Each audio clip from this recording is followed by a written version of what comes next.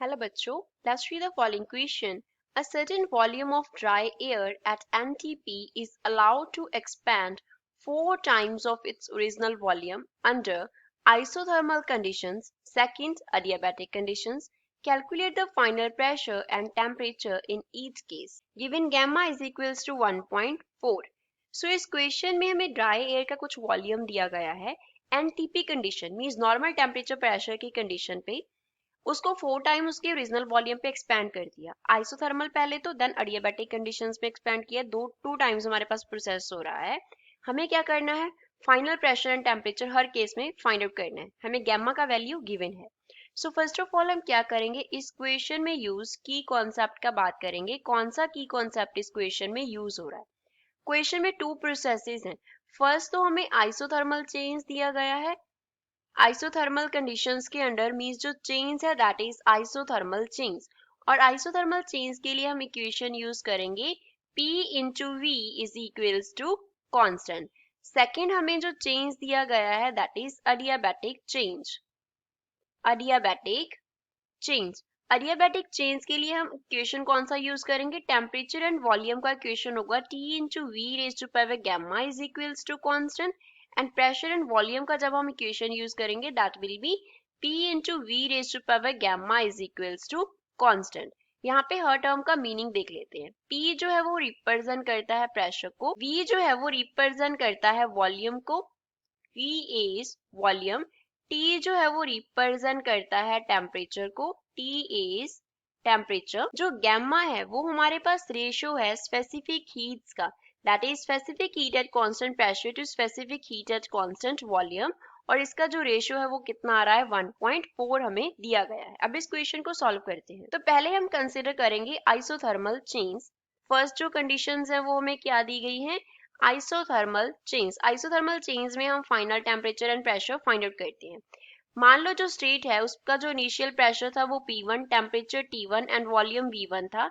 तो फाइनल कितना होगा, फाइनल होगा प्रेशर चेंज हो जाएगा, टेम्परेचर चेंज नहीं होगा। T2 जो है वो क्या रहेगा, T1 के इक्वल रहेगा।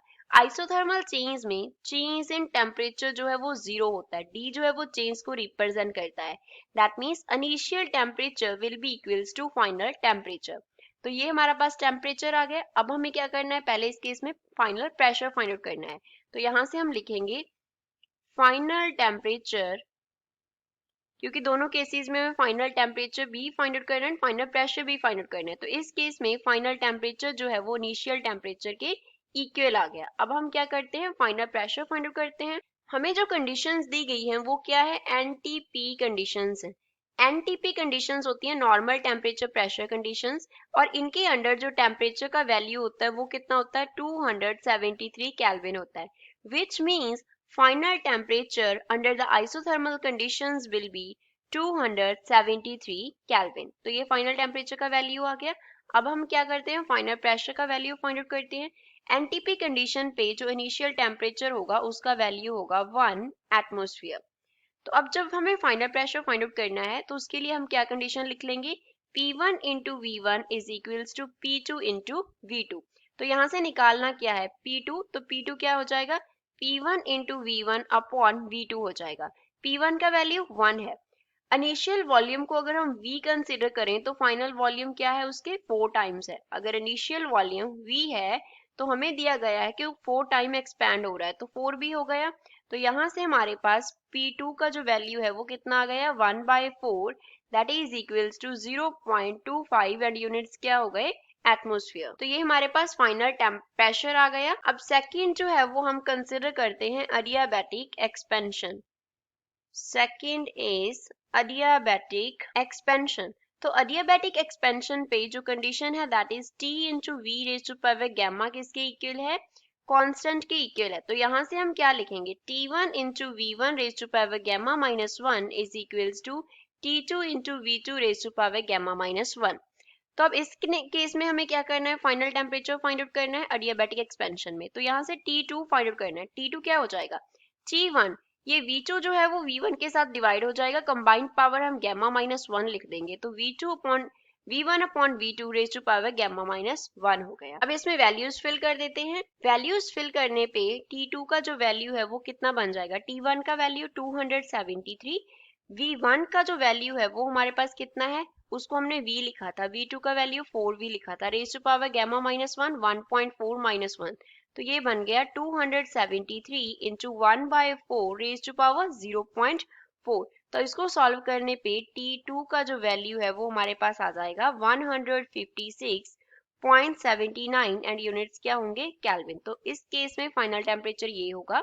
फाइनल प्रेशर निकालते हैं, उसके लिए हम क्या कंडीशन लिखेंगे, फाइनल प्रेशर। तो फाइनल प्रेशर के लिए हम इक्वेशन यूज करेंगे P1 V1 raise to power gamma is equals to P2 V2 raise to power gamma.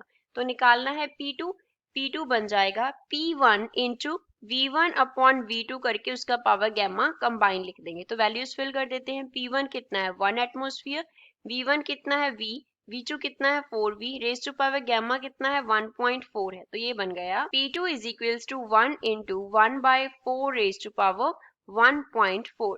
तो ये हमारे पास इक्वल आएगा 0.143 के। So the final pressure in the adiabatic change is 0.143 and units क्या होंगे, एटमोस्फियर होंगे। So this is final answer for the given question. I hope you understood well. Thanks.